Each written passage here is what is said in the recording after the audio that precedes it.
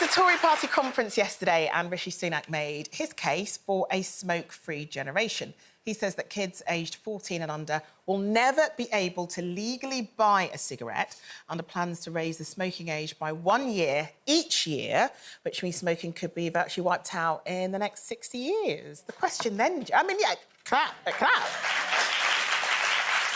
It does beg the question, why 60 years, not now, though, doesn't it, Jane? Yeah, I mean, so...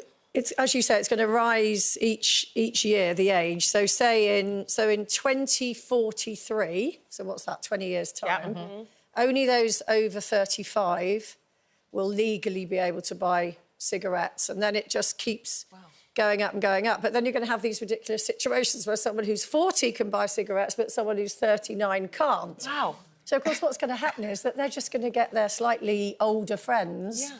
I mean... Listen, I get what they're trying to do. Obviously, smoking causes an awful lot of damage, and particularly when you start it when you're very, very young.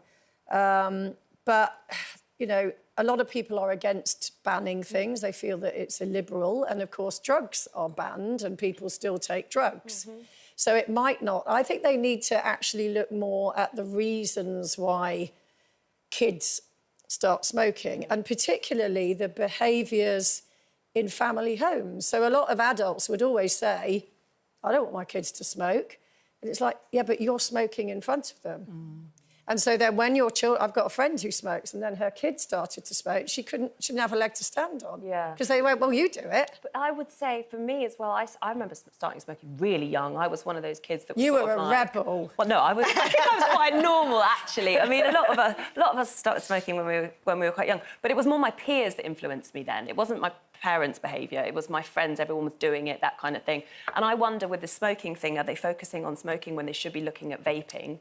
Because I don't know the facts and figures, but so many young people seem to be vaping as well, and that seems to be a problem they need to crack down on, perhaps more than smoking, and the education around that. I think vaping came as a result of people who were trying to give up smoking. I'm an ex-smoker, and I know that when I was trying to give up smoking, vaping was suggested as being the next best alternative to quit. And that is why I think vaping was first introduced. Then what's happened is the byproduct of that is the business side of it's kicked in, and they've gone, let's sell these flavours, because in some countries, I believe in France, they only make them in tobacco flavour, so they don't do the sugar, pink lemonade flavours. And I think that's where the problem has come, where the marketing strategy has gone from ex-smokers trying to give up smoking to children. Now, I think... No, but they would argue it's not to children. They are very, very vehemently would deny that. They say it's not to children. It very much is for the legal age, those at 18 or above.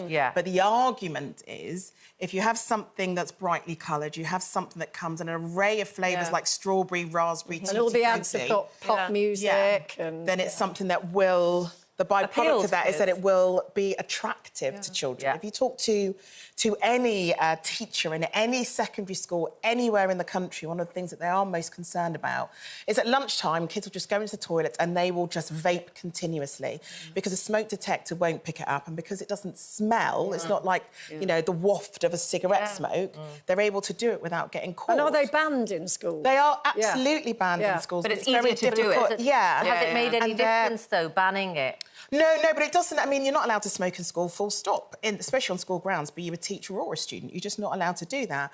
But the problem that they have, and what teachers say is that whereas when you were smoking a cigarette behind the school hall or something, you'd smoke one, go back to class, if you're spending an entire hour of your lunch break vaping, we don't know what effect it's having on kids' lungs, and that's the issue here for a lot of parents, a lot of teachers, and I think just about for all of us. If we don't know what it's doing to young kids' lungs, in 20 years, are we going to then regret allowing them to get hold of these things? So I have a solution for vaping in schools, which, as you say, is banned. Headmistress Moore. Yes. Transparent backpacks. So every time they come into school... You'd be the worst headmistress. I'm not going to your school. Is that a vape I can see? Thank you. I can imagine you being a very effective headmistress. You certainly are with us lot.